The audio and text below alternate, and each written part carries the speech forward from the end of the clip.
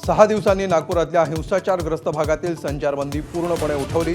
दुकानं सुरू झाल्यानं नागपूरकरांनी सोडला सुटकेचा निश्वास।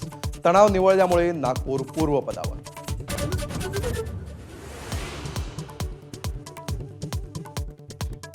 संचारबंदी उठवल्यानंतर नागपूर पोलीस आयुक्त रवींद्र सिंगल पाहणीसाठी रस्त्यावर। हिंसाचारग्रस्त भागात रूट मार्च, तर पुढील काळामध्ये सोशल मीडियावरही राहणार करडी नजर।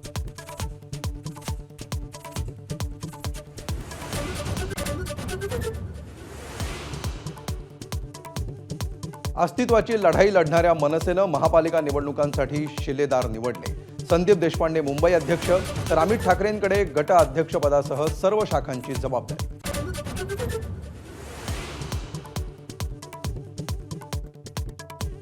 एका खोक्याभाईचं काय घेऊन बसलात? विधानसभेमध्ये सगळे खोक्याभाई। सध्याच्या राजकीय परिस्थितीवरून राज ठाकरेंचा टोला, तर अस्तित्व जाणवून देण्याची अशी विधानं करावी लागतात आशिष शेलारांचा टोला।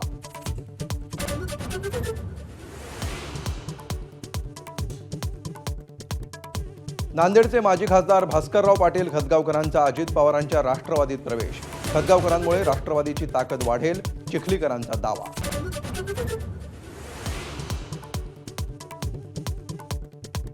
माझंही पुनर्वसन करा, लोकसभेत पराभूत झालेल्या सुजय विखेंचं भाजप आमदारांच्या सत्कार कार्यक्रमात आवाहन।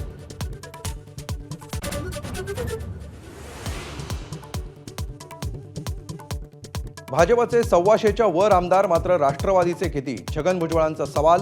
तर आपल्याला कुठून कुठे जायचं आहे याचा विचार करावा लागेल, भुजबळांचा पक्षाला सल्ला।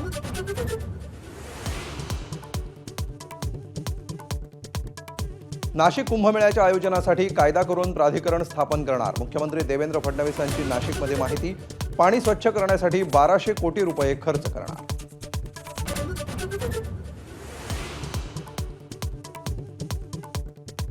नाशिकमधील मुख्यमंत्र्यांच्या पाहणी दौऱ्यात मंत्री गिरीश महाजनांची पळापळ।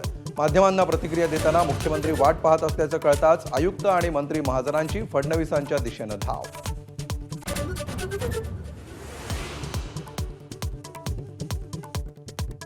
न्यायमूर्ती यशवंत वर्मांच्या घरी सापडलेल्या पैशांचा पोलिसांनी दिलेला व्हिडिओ सुप्रीम कोर्टाकडून पब्लिक प्लॅटफॉर्मवर। न्यायमूर्ती वर्मांना मोबाईलमधला कोणताच डेटा डिलीट न करण्याचे निर्देश।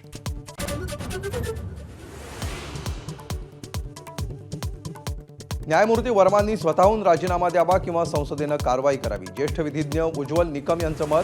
जळालेल्या नोटांचे व्हिडिओ वेबसाईटवर टाकल्याबद्दल सुप्रीम कोर्टाचंही केलं अभिनंदन।